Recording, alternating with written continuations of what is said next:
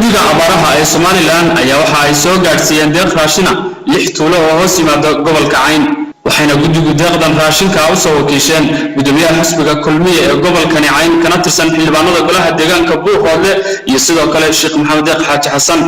labadan mas'uul ayaa si toos ah ayaguna raashinkan ugu wareejiyay odayaasha 6daasi tuulo waxaana wareyntii halkaasi ka hadlay Maxamed Deeq Xaaji Xasan ayadoo uu hadalka uga dambeeyay xildhibaan Dhagweyne gabagabadiina waxa ayana halkaasi ka hadlay qaar ka mid ah odayaasha tuulooyinka ee raashinkaasi la wareegay ayagoona u mahad celiyay guddiga abaaraha ee Somaliland waxaan joognaa magaalada Yeyle waxaanu ka mid nahay ama aan wadnay waxa weeye guddidii raashinkii abaaraha siiba raashinkii waxa weeye Sacuudiga ka yimi qaybtii loogu talagalay area Buuhoodle waxaanu soo qaadnay inoo soo dhiibay 840 qoys oo 6 magaalo oo qaarkood mataana yihiin ku socday 840 kaas waxaanu ku wareejinay odayaashii magaalooyinka ka socday Yeyle baanu imika joognaa odayaashuna iyaga ka hadli doona raashinkan aanu soo qaadnay caawimadan soo gaarsinay waxaanu ka soo wareegno nagu soo wareejiyay odayaashii ama guddidii heer qaran ee abaaraha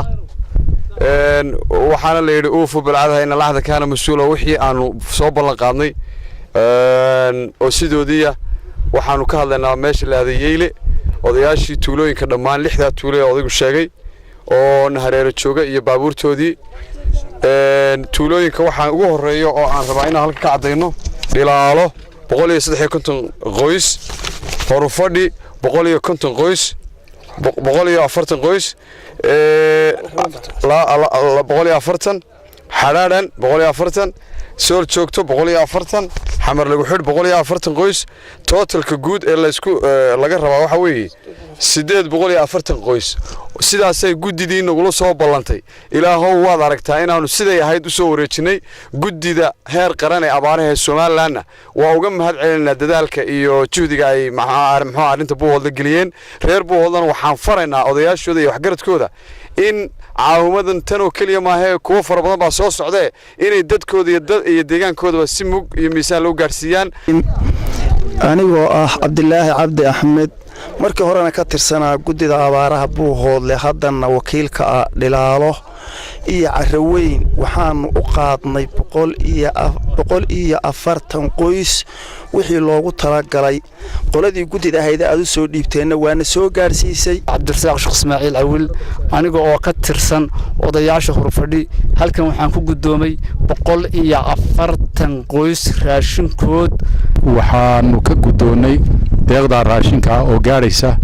140 kiish oo 140 qoys oo aanu gaarsiinayno magaalada Caraweyn iyo Dhilaalo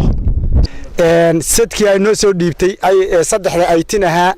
oo ka kooban magaalooyinka 6 meelooda ee labada isu saaran anigu waxaan ka socdaa magaalada Soor joogta iyo Meygaagle waxaan magacayga la yiraahdaa Maxamuud Saciid oo Cabdi waxaan gudoomay oo u gudoomay labada magaalo 140 qoys abaaraha waxaan ka gudoonay halkan annaga oo run ahaantii si aad iyo aad ugu qiimaysan xildhibaan Suleymaan iyo Injineer Maxamed Xaaji Xasan waxaan ka gudoonay sidaanu markaati ka nahay alaabta raashinka oo mucaawimada oo 840 shay ah ama item ah oo sida odayaashii hore ku hadleen ay ka gudoomeen annana markaati baanu ka nahay haddaan nahay guddida abaaraha ayaguna qoladan keentay aad iyo aad bay mahadsan yihiin annagu waxaan nahay guddidii Buuhoodle waxaanu markaati ka nahay raashinka 800 iyo dheeraad kale uuna soo gaaray 840 uuna soo gaaray waanu wareejinay raashinkaas gobolka uu ku yar yahay 3 tuulo kaliya la geeyay 6 tuulo yaa la siiyay kuwii kale waana dul tuban yihiin waqti adagna waa lagu jiraa waxaanu jecelahay inaad raashinka noo soo kordhisaan Jaabir Ali Maxamed wararka telefishinka caalamiga ee Bulsho Buuhoodle